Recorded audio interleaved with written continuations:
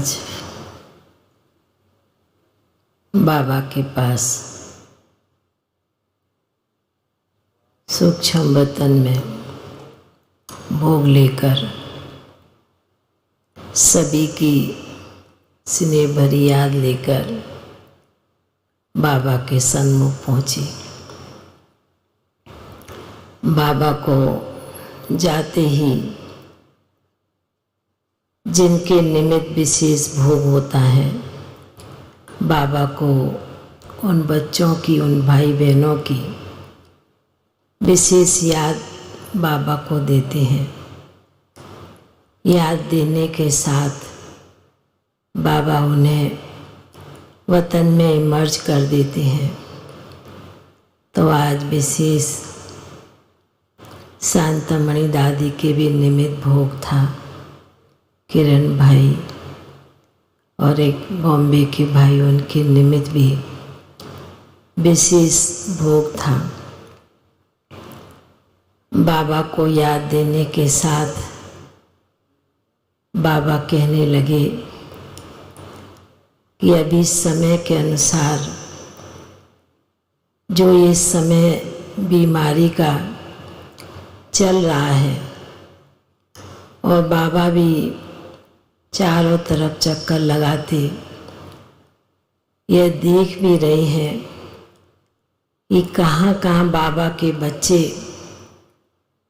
निराश होकर के भी बैठ जाते हैं, हताश होकर भी बैठ जाते हैं। बाबा ने फिर उसके ऊपर एक मकान का दृश्य मर्ज किया। कोई बहुत सुंदर मकान बन रहा है।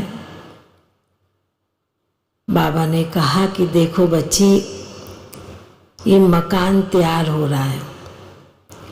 इस मकान के अंदर कमरे हैं, डाइनिंग है, कई चीज़ें हैं जो मकान के अंदर होती है।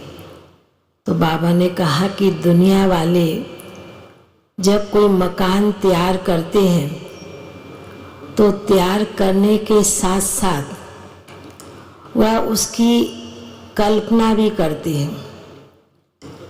इस स्थान पर क्या रखेंगे, क्या सजाएंगे, किस प्रकार इसको सजाने के साथ डेकोरेशन करेंगे, कहाँ बिठाएंगे, कहाँ बैठेंगे, हर प्रकार की कल्पना करते हैं इस पुरानी दुनिया में।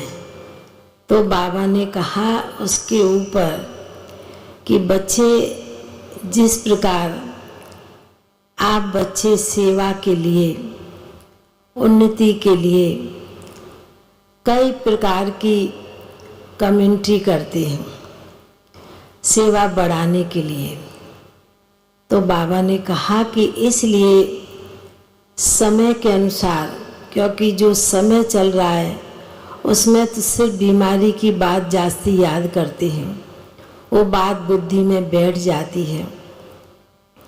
पर ऐसे समय पर आप बच्चे विशेष, चाहे नए बच्चे हैं चाहे पुराने बच्चे हैं, उन बच्चों को भी आप भविष्य नई दुनिया की कमेंट्री कराओ, उन्हें याद दिलाओ कि आप पहले कहाँ थे, कैसे थे, भगवान ने आपको कहाँ भेजा, कहाँ रखा। इस प्रकार की बाबा ने कहा सत्य की बातें उन्हें इमर्ज कराओ, याद दिलाओ, तो उनका बुद्धि का योग उस नई दुनिया की तरफ लगेगा। इसके लिए सिर्फ ब्राह्मण बच्चों की बात नहीं है। बाबा ने कहा ज्ञानी बच्चे भी, वह भी सत्युग नई दुनिया चाहते हैं।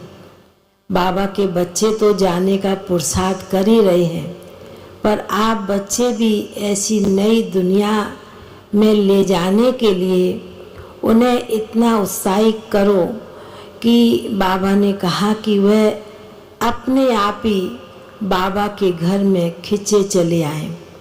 तो बाबा ने कहा जिस प्रकार दुनिया के लोग एक स्थूल चीज़ों के द्वारा कल्पना करते हैं, और आप बच्चों को तो बाबा ने हर प्रकार की कला सिखा दी है, हर प्रकार का बच्चों को प्रबंध करके रखा है। तो बाबा ने कहा कि आने वाली दुनिया के लिए भी आप बच्चे ऐसा सोचो और औरों को भी ऐसा अनुभव कराओ।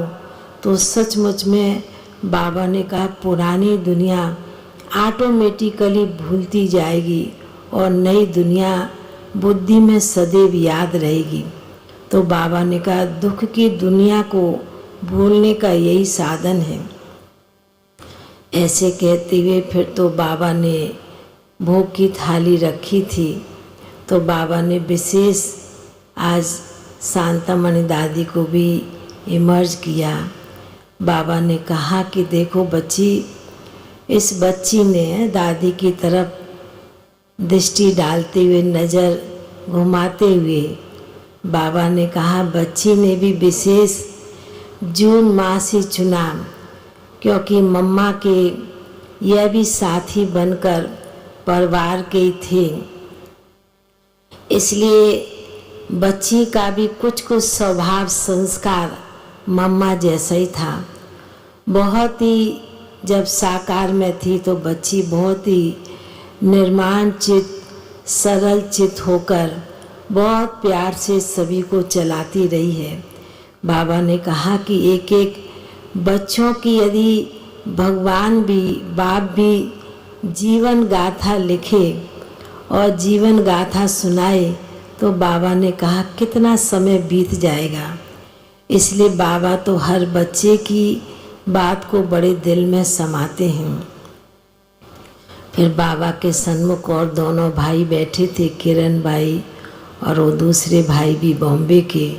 बाबा ने कहा ये भी बच्चे दोनों ही कुमार जीवन में रहे और ये बच्चा तो विशेष बाबा के घर में रहकर सेवाएं की है, सेवा करता रहा है। तो बाबा ने कहा कि यह भी अलवेलेपन के कारण अपने को बच्चे ने ऐसा किया।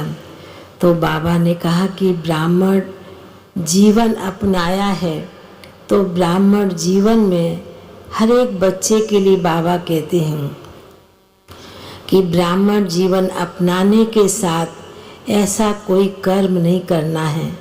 बाबा जैसे किरण भाई को भोग स्वीकार कराते, ऐसे बाबा ने उन्हें रियलाइज कराया कि आगे से बच्चे ऐसा कोई कर्म नहीं करना है जिसमें बाबा के घर का और बाबा का नाम बदनाम हो।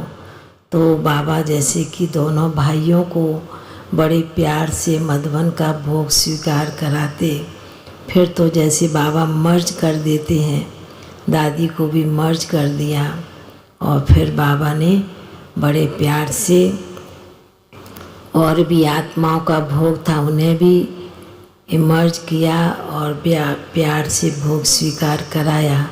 और फिर बाबा ने सभी भाई बहनों को बहुत बहुत स्नेह भरी याद प्यार दिया और बाबा का याद प्यार सभी के प्रति लेते हुए नीचे पहुंच गए। ओम शांति।